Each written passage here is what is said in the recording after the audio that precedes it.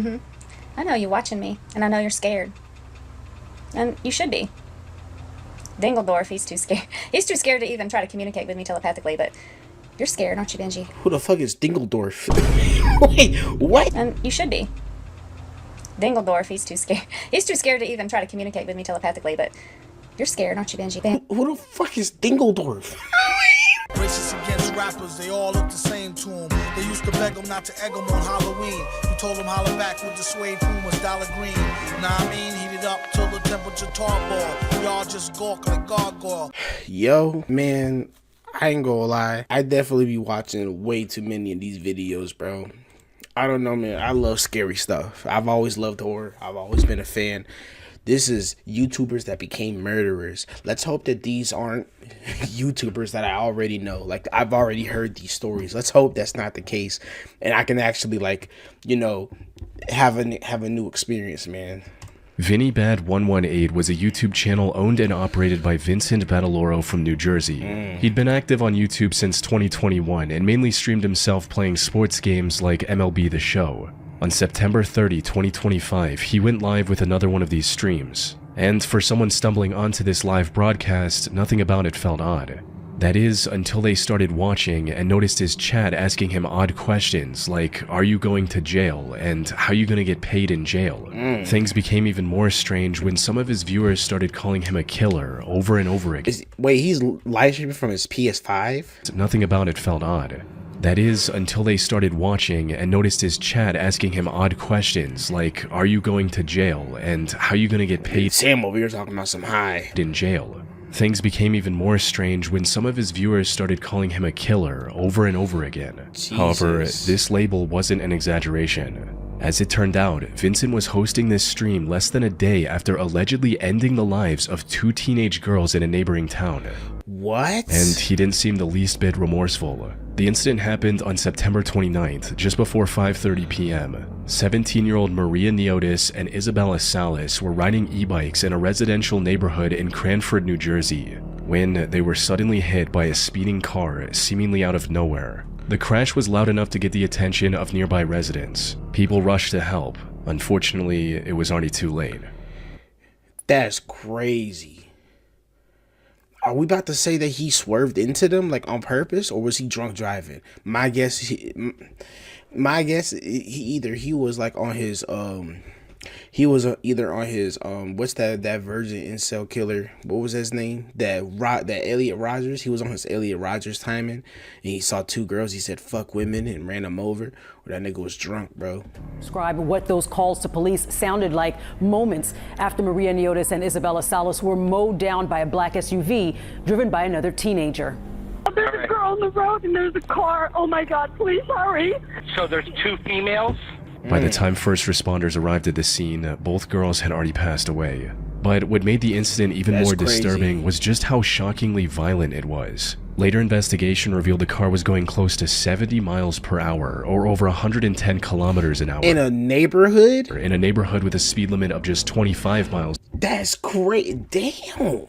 Per hour, or roughly 40 kilometers per hour. The resulting collision sent the girls flying across the street, with one victim coming to rest approximately 100 feet from the impact site.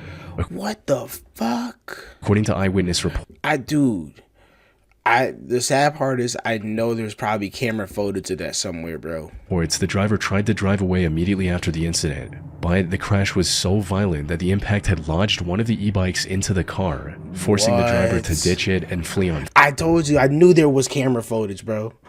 This is a nice neighborhood too. Look at how big this house is. Fortunately, he just walks away casually. This allowed investigators to run the license plate and trace the car back to its some niggas don't need to ever like experience happiness, bro. Driver, 17-year-old Vincent Badaloro. Oh, Vincent was called in for questioning. It's unclear what exactly he told the police, but since the investigators didn't have any solid evidence of his personal involvement, he was let go the same night. The investigators were also treating this as an accident by this point, so they had no ground to detain Vincent just yet. However, this changed completely when one of the victims' families learned about Vincent's potential involvement. According to Maria's family, Vincent had been stalking and harassing her for months by that point. Oh my God.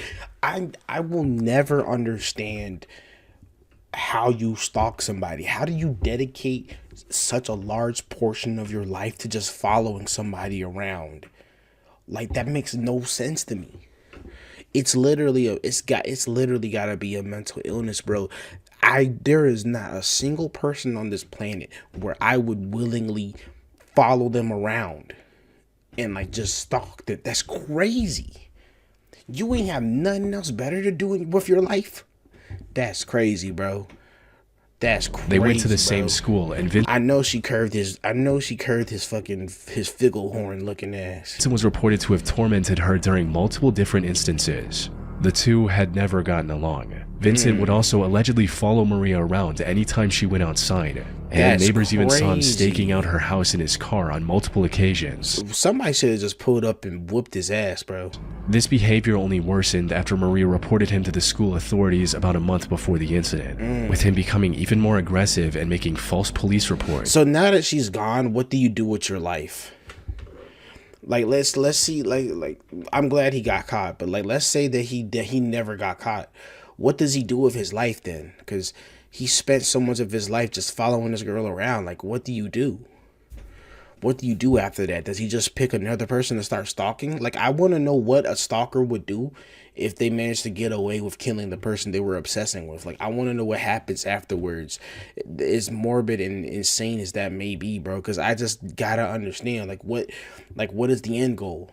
Because now that they're gone, what do you do with yourself? Because now you don't even have your own purpose in your head. You know what I'm saying? You might as well just die. Like, let's be real. It's even leading to her family getting swatted multiple times. That's crazy, In one of bro. his streams, he mentioned having a vengeance against Maria and even dedicated one of his old phones to harassing her, starting with ordering What? a pizza to her address.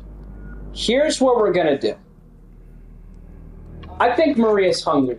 I think we're gonna send her a pizza. Cheer her up. How did nobody else in his house hear this and just whoop his ass, bro? Oh, y'all know I have a vengeance against this girl. I'm gonna call a pizza to her house, and here's how I'm gonna do it. That's crazy. Investigation also revealed that Vincent's own parents had called the police 4 times regarding his increasingly violent and out-of-control behavior over the last few months. Okay, so the parents were trying to do something about it. He was becoming more erratic, and combined with Maria getting him in trouble at school, was likely harboring deep resentment towards her. Put simply, there was a strong chance that what happened wasn't an accident. He possibly wanted to take his anger out on Maria, and Isabel was just collateral in his messed up plan. Now, while the investigators were piecing all this together, Playing MLB? That's insane, bro. Okay, dude, that's the craziest thing. Playing a baseball game, boy. What? Okay. Vincent decided to go live on YouTube and pretend like everything was completely normal. However, people in his community had learned about his possible involvement in the case by this point, resulting in the chat messages we mentioned earlier. He tried to dismiss these messages as just hate comments and drama, but eventually decided to address the situation in the vaguest terms possible. In a neighboring town, unfortunately, 2 girls were killed in a hit-and-run crash. Now, there has been a lot of misinformation going on over the internet. It is an absolute unfortunate situation, and there's more to the story that you're not getting. But when the time comes, I will explain it in greater detail. Dude. Yeah, that dude literally just he needed to be in an asylum, bro. Cause like, why would you say any of that? Like, I'm glad he incriminated himself, but like, why would you, if you were trying to get away with the crime, why would you say all that shit? That's how you know he was genuinely just crazy. Because if somewhere in his twisted mind, he probably thought that he was justified in that. That's the craziest part. I know they went for an insanity defense. He was likely speaking this way to avoid an accidental admission of guilt. Boy, that just incriminated him the worst. However, this stream could still help investigators bring him to justice. That's what I'm saying. What do you mean, in due time I will explain everything? Nigga, what? If you weren't involved, you wouldn't need to explain nothing. You just gave it away right there. Okay, bro. You see, while he was live on YouTube, Okay, investigators were gathering evidence to prove that he was behind the wheel. This led to the discovery of ring camera footage from a nearby... Oh my god, bro. street, showing him speeding in the neighborhood before the incident and then walking back on foot minutes after everything went down. This, combined with eyewitness testimonies, allowed investigators to arrest him a day later on October 1st and charge him with 2 counts of first-degree murder. His channel has since been terminated by YouTube. Prosecutors are also pushing to have Vincent tried as an adult to secure the full sentence they believe he deserves. He still hasn't been prosecuted? Dude. Full sentence they believe he deserves. I'm recording this because I want my daughter to know that I love you, Mackenzie Pascal. What the fuck? Mackenzie? I be forgetting that my middle name, I be forgetting that my name is literally just like a very popular name for white girls, bro. I be forgetting that. And I've seen this exact video too. I'm pretty sure this dude is about to kill his wife or something of the sort. I'm so sorry that I've done this. I don't remember the details, but I remember that he was not. Yeah, I remember he was just a piece of shit for this. Like, there's no empathy for this guy. I remember that in the back of my head. No empathy for this guy. I want you to know that you mean everything to me. This was the final video 48-year-old Trent Pascal uploaded to YouTube on October 21st, 2020. His content up until that point was a mix of family vlogs, DIY tips, and RC toy reviews. He came across as a laid-back, middle-aged dad enjoying time with his family, but the video he uploaded in October 2020 was different. It wasn't a wholesome vlog or toy review with his kids. Instead, this was a confession Trent posted to YouTube after committing a heartless crime just so he could paint himself as the victim. The day started off rough, with Trent having a massive argument with his wife, Savannah. Details of what exactly caused this argument are unknown, but according to some reports, it had something to do with Trent's overprotective and envious personality. He was reportedly very insecure about the 18-year age gap between him and Savannah. He saw— What the hell is he talking? You're the one who chose to date her, bro. Ain't nobody tell you to date somebody 18 years younger than you, my boy. Like that, you chose to do that weird shit. I'm not gonna hold you. 18 years is crazy. 18 years is crazy, bro. anyone even 18 years is crazy. Remotely close to her as a threat and tried to control every aspect of her life, which also led to many clashes between the two over the years. Regardless of the reason, the argument on October 21st ended with Savannah dropping their 2 kids at school and then driving over to live at their mother Shirley's house in Lamarck, Texas. Neighbors also saw Trent storming out not long after. Savannah and Shirley went out to check on the kids at school later that day before returning home at around noon. Shirley went straight to the master bedroom to freshen up, but nothing could have prepared her for what was waiting for her inside. The moment she stepped into the bathroom, Trent leaped out from behind the shower curtain with a firearm in his hand. And before she could even register what was going on, Trent announced that he was going to end both her and Savannah and opened fire. Fortunately, he missed the mark, giving Shirley the opportunity to escape to a neighbor's house and call for help. Sadly, Savannah wasn't as lucky. Trent managed to shoot her twice in the stomach before fleeing the scene. She was rushed to the hospital, but— And surprise, surprise, he didn't end his own life. Passed away shortly after. Though, while Savannah was fighting for her life, Trent uploaded this video to his now deleted second channel explaining his reasoning for the heinous crime. He accused Savannah of cheating on him and claimed that she was the one who made him do this. However, to most people who came across this video, it was clear that Trent posted the video so he could portray himself as the victim. He even seems to try a look at that, bro. Fake crime multiple— Look, he even has his own wedding band tattooed on his finger, bro. Times during the video, but fails to shed a single tear. Many also assumed the cheating accusation was likely false, but even if it wasn't, it was still no justification for taking her life. Yeah, I'm not gonna lie, bro. I was about to say the same thing. Cheating is not justified, like, it's not justifiable murder, bro. You're crazy. That said, the most disturbing part of this video was the very end, which showed Trent hearing a noise and immediately rushing to hide in a dark room.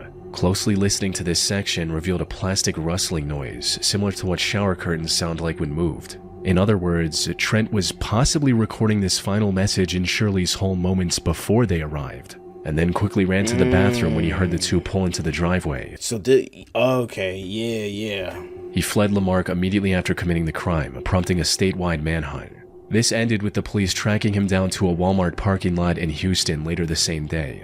However, Trent drew his firearm on the officers and refused to back down despite repeated warnings. This left deputies with no choice but to open fire, hitting him several times across the abdomen. He was then taken to a hospital where he spent over a month recovering from his wounds. He was eventually booked into the Galveston County Jail on See how he didn't kill himself? charges of murder, aggravated assault, and possession of a firearm. Now, this is usually where stories like this end, but that's not what happened with Trent.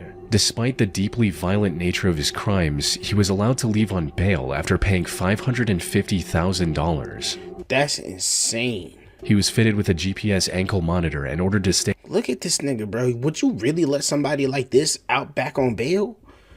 I have never seen a more guilty looking mugshot in my life. Well, that's a lie, bro. I ain't gonna lie. You ever look up Tankhead 666? Yeah, that nigga was definitely going for life. At his mother's house until his conviction. Trent initially complied with these orders, but on April 13th, 2021, he removed his ankle monitor, stole a car at knife point after taking it on a test drive from a dealership, and vanished without a trace. This triggered a massive multi-state manhunt. The police spent months looking for Trent, but he was still nowhere to be found. This also left Savannah's family in a constant state of fear, as Trent could show up at any time to cause further harm. I didn't know all this. The run finally ended nearly 9 months later in January 2022 when the U.S. 9 months later? Marshals received a tip that a man matching Trent's description was staying at a small RV park in Ocala, Florida. Officers rushed to the scene and surrounded a van where they believed he was hiding. But before they could break in and apprehend Trent, he decided to end everything on his own, robbing Savannah's family of seeing any justice through the legal system. Pussy ass. Pussy. Lane Maurice Davis joined YouTube all the way back in September 2009 under the name Seattle for Truth. Most of his videos have since been deleted by YouTube for policy violations, but they were mainly about right-wing political commentary and rants about current events. Some of these videos also revolved around Lane trying to prove various conspiracy theories. Lane also did an internship under Yes, Obama did encourage illegals to vote, and WikiLeaks proves it. Oh, brother. British far-right commentator Milo Yiannopoulos at one point, though it didn't last very long. So his YouTube channel was the only thing Lane focused on for most of his adult life. But while he did have a sizable following across socials, most of his videos didn't attract enough viewers to provide a sustainable income. Yeah, you're not gonna get a sustainable income from 1:24, nigga. What? My damn intro was half that length, bro. This forced Lane to live with his parents and rely on them for monetary needs, which apparently was a major source of tension in their relationship. His parents also had differing political views from their son, leading to frequent arguments, especially with his father Charles. And the back and forth on the night of July 14, 2017 started off as no different. As the argument became more heated, his mother Catherine dialed 911 and calmly asked for assistance, stating, "He's not physically threatening us or anything. He just gets out of control and he's ranting about stuff from the internet. That's hell no, bro. I don't understand how you... You see, the thing about YouTube is that you can't just full send it, bro. Like, real talk. Honestly, like, I don't want YouTube to be my full-time job because it's gonna be very stressful, and it's gonna probably not make me want to enjoy this whole doing this anymore, right? But for the time being, you know what I'm saying, I'm doing this. I'm not making no money off of this. I still got a job. Like, it's not impossible and do YouTube at the same time. I don't understand why some people just completely throw out the idea of getting their own job. It's not working and he just gets on these rampages and he just needs to move on. He just lives on the internet and he gets really worked up about everything that's going on. He needs an intervention of some kind here." Yeah, that nigga, excuse me, that nigga sound like one of them Reddit lords. No way, bro. I know his ass was on Reddit.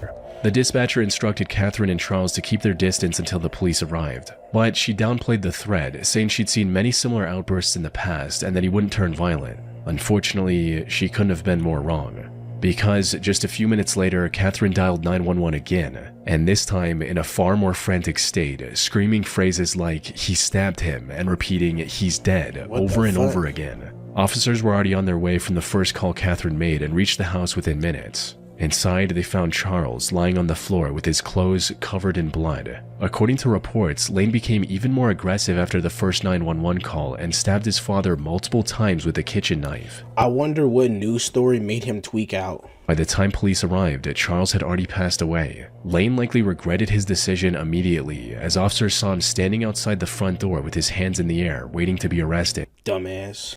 He later pleaded guilty to second-degree murder as part of a plea deal and was sentenced to 17 years in prison. His YouTube channel now sits completely abandoned. Political edit. Wait, what? It's completely abandoned. Political editor at theralphretort.com.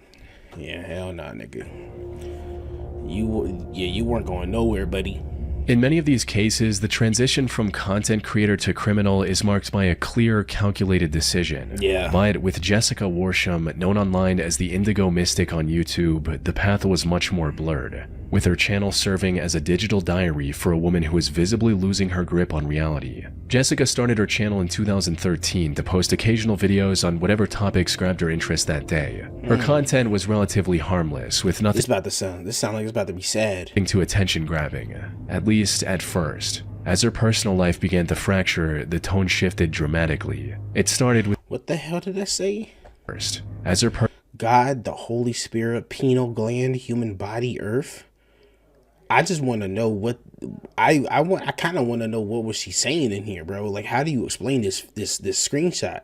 personal life began to fracture, the tone shifted dramatically. The hell is the pineal gland? It started with her getting divorced from her husband. It's unclear what the reason for this divorce was, possibly something to do with her deteriorating mental state. Regardless of the reason though, it left her in charge of her 2 daughters. However, she didn't have Oh no, bro.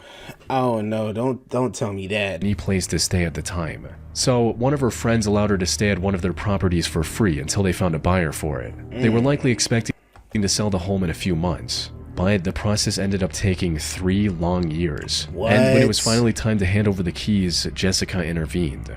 Instead of being grateful for being able to stay there for 3 years for free, she refused to leave and even took her friend to court over it. She understood. What? I ain't gonna lie. If she lived in Washington, she might have actually, like, I bet you money my microphone disconnected when I was doing all that yapping. I was saying that there was a lady in Washington and she bought an Airbnb house for just a month, just 1 month. And then in Washington, I guess if you stay at a residence for 30 days and you pay a monthly fee, you get classified as a resident, as a renter. And then therefore it's way harder and it takes a lot longer to kick you out of the house, to evict you from houses in Washington. So that's why I was saying if she stayed in Washington for 3 years, but then if she's not paying no money, like, is, you know what I'm saying? Like, I don't know how that would work. But they said she lost in court, so, you know, that was kind of like a unimportant side tangent. She built over the last 3 years and marked the beginning of her downfall. The stress of losing her home, combined with her pre-existing mental conditions, proved disastrous. She refused to accept the reality and became delusional, thinking that the judges were part of some evil group alongside her family members and were out to get her and her daughters. So the first person I would like to mention is Alan Berriman. He is my uncle, and he has been working with my other family members, one Angie Griffith.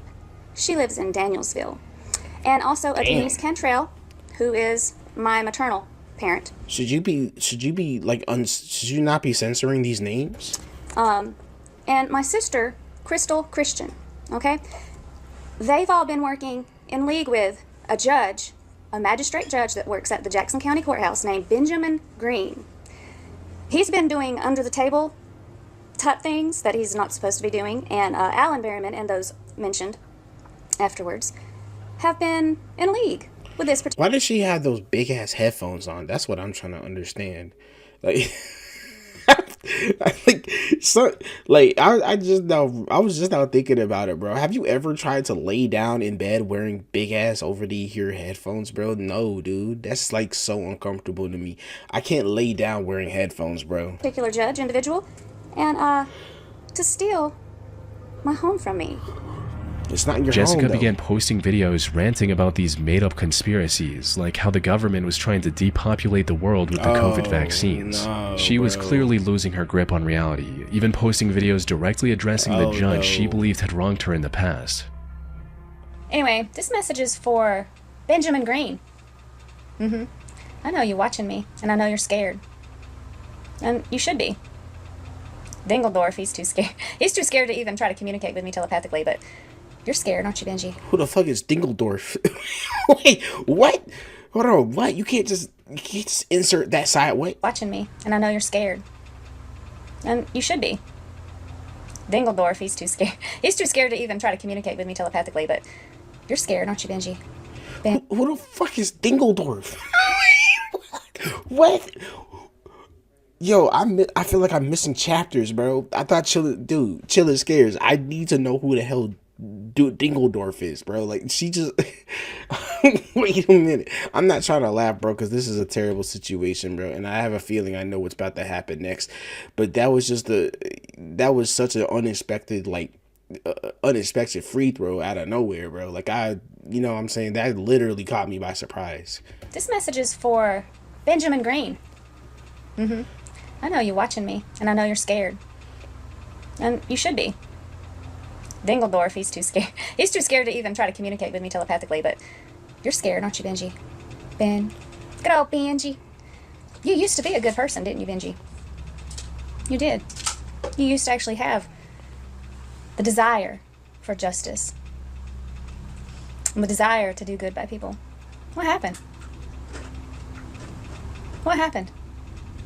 Did you let the greed of the world get to you? Did you let that secret society that you're a part of talk you into all this stuff? However, this was only the beginning. The situation like, it was funny, but now that I'm remembering, like, what we're watching, it's not about to be funny. It's not about to be funny no more. Dingledorf is crazy. She genuinely said Dingledorf unironically. Really began to unravel when her ex-husband filed for custody of their 2 daughters in mid-2021. Oh no, bro. I already know what's finna happen, dude. Jessica didn't have a solid roof over her head and wasn't sending the 2 girls to school either. Her behavior online was also becoming more and more erratic with each passing day. In addition to her rambling about topics that made little sense, she also posted videos waving around the firearm she had, threatening anyone who wanted to get in her way. Put simply, she was becoming dangerous to her own children. Her ex-husband filed for temporary custody until Jessica found proper residence and got professional help for her degrading mental state. But in her delusions, Jessica saw this as yet another attack on her from the same group that took away her home. Today is bro. a rather unfortunate day, to be honest with you. Unfortunate is an insane way to... You know what? We all know what's going on here, bro. Rest in peace to those kids. Rest in peace to those kids, for real. I'm actually going to court today against some people that are trying to take my children from me. The same people that took my home from me. the Jackson County court system. She still could have had a chance to stay with her daughters, but on the day of the hearing, she refused to enter the courthouse, further highlighting her unstable mental state to the judge. The custody was awarded to her ex-husband until Jessica was deemed capable of resuming responsibility. That right there is probably the final straw for her. This was a chance for her to actually work on improving her situation, but Jessica didn't see it that. I feel like somebody probably should have, like, forced her to get help. That's just my opinion, but I don't know the specific details. Like, because I know it's harder to, like, I don't know, bro. I don't know how those things work. I just feel like if you could tell that her mental health is deteriorating and you could tell that she's becoming a danger, I feel like, you know, it should be like a 51-50 type situation. Like, it should be a forced. But then again, she's an adult. You can't really force somebody to get help. It's tragic, bro. That way. Sadly, she was already too far gone and decided to go on the run with her daughters instead. She stayed on the move for the next couple of months, moving from place to place, all while posting increasingly unhinged monologues on YouTube. Dude, I know her daughters were terrified, bro.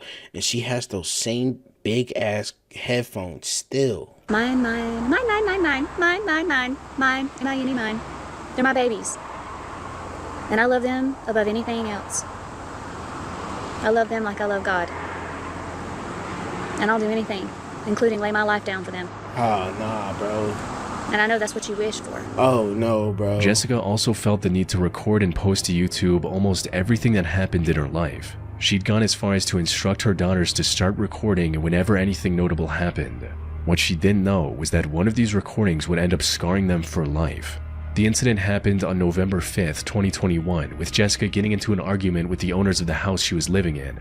The dispute escalated to the point where the owners asked her to leave the house, and when she refused, they contacted the police to have her removed. However, as soon as the officers pulled into the driveway, Jessica opened the front door with her firearm in her hand and opened fire. One of the shots hit 43-year-old sheriff's deputy Lena This is the craziest plot twist I ever seen. I thought she was gonna kill the kids. Marshall, sending her to the hospital where she tragically passed away just a few days later. The other fuck? officers opened fire in retaliation, hitting Jessica multiple times, all while her daughters heard and recorded everything inside the house. Jessica passed away on the spot, with her younger daughter posting the final video on YouTube with the heartbreaking title, "My mom is dead, I think." That's insane. As recording and uploading to the internet was what Jessica had taught them to do. That's... wow. Wow, bro. That's genuinely... I really thought I knew what was gonna happen, bro. I had no idea. I was not prepared for that, bro. I was not prepared for that at all. Wow. Get help. Get as much help as possible. Don't let yourself get too far gone. That's crazy, bro.